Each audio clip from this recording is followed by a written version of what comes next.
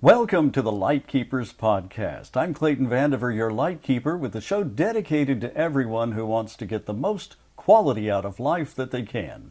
My co-host, as always, Charlene, our very own licensed clinical social worker certified in the state of Florida, joining the conversation this week about intubation versus ventilation. And so much more on this episode of the Lightkeepers Podcast.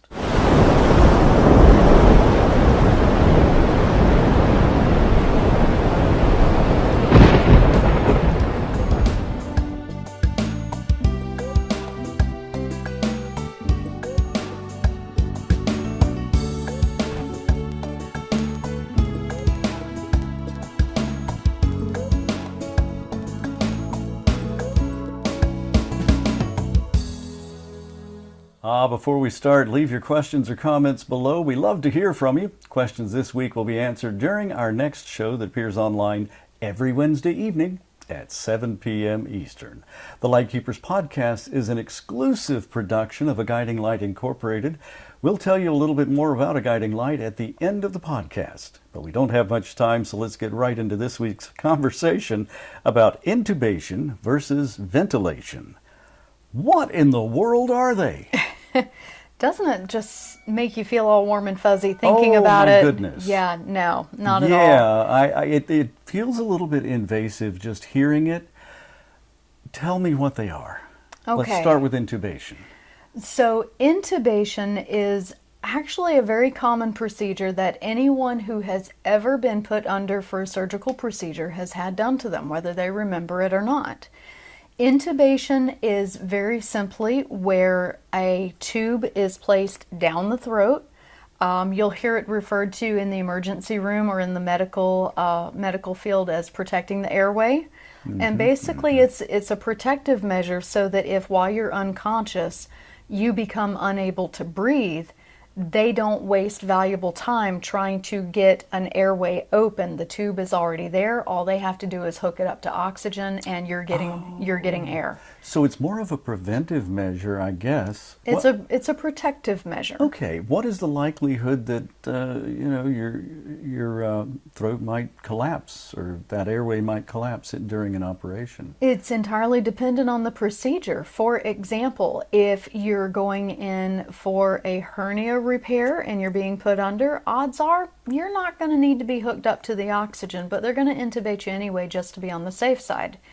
Now, if you're going in for open heart surgery and you code on the table, guess what? They're probably going to hook you up to oxygen to make sure that you're breathing and you don't have to do it on your own. That's a very good idea then. Absolutely. Yeah. Absolutely. Well, then what is ventilation? So ventilation is when someone is not able to breathe on their own, and that tube that's going down the throat, the other end of it that comes out, is connected to a machine that pushes air in and out of the lungs. So the machine is doing the breathing. Okay. Well, I remember back in many years ago hearing about iron lungs and breathing things. Is that sort of what I was hearing about back then? I don't know. That shows how old I am. Okay. That one, I don't know, but I can tell you that public knowledge of ventilators really came into its own with COVID. Okay. Because with COVID, people were not breathing on their own as easily and challenging. Exactly.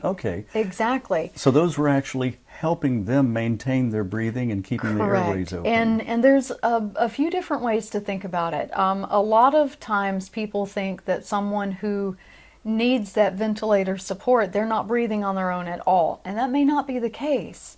Like with COVID, you have people who have been worn down by the virus. They're exhausted. They don't have the energy to take a full breath. And so they're breathing, but it's shallow and they're not getting enough oxygen for the body to be able to heal. Yeah. And so what happens is they're intubated. The tube is placed. Okay? Yeah. That tube is then connected to the ventilator.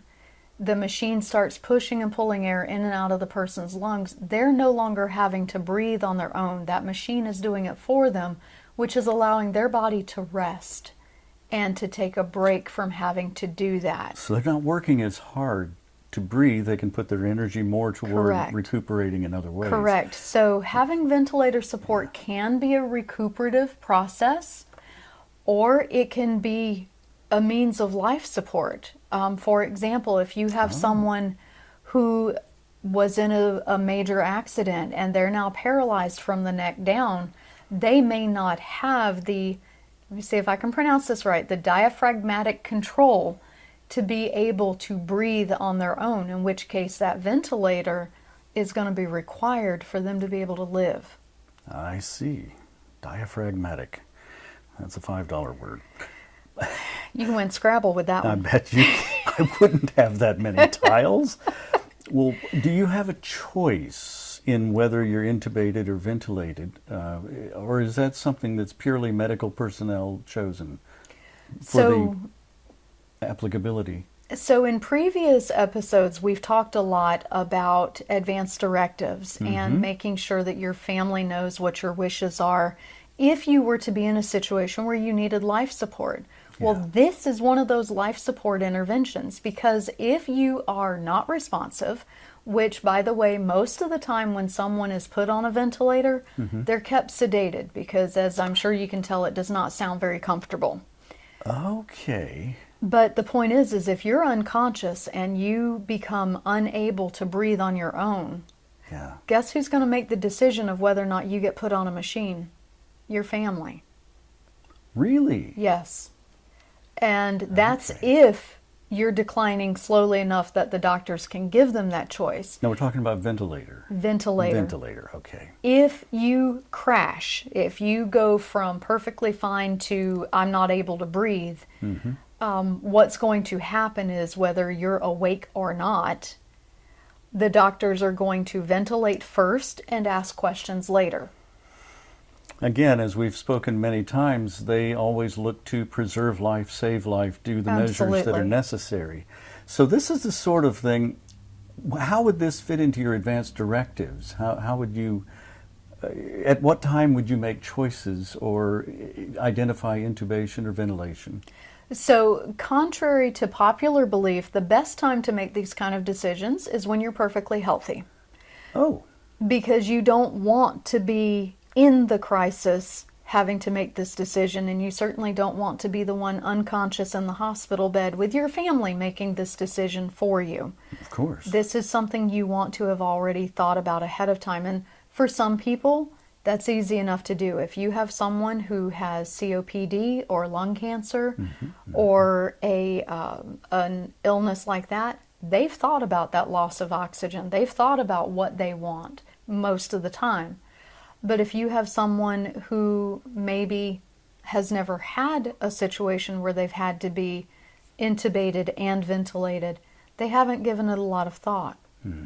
And it's an important thing to give thought to, whether or not you want to be hooked up to a machine, because that machine will change your life. Not only will it decide whether or not you live if you're completely unable to breathe on your own, but it's also going to decide where you live, because if you live with mechanical ventilation, most of the time that cannot be done in the home setting. You're going to be in a facility. Because that's a machine that is not has to be maintained. And it's sort of cost prohibitive to be a portable type unit. It doesn't work that way. No, it doesn't work that way.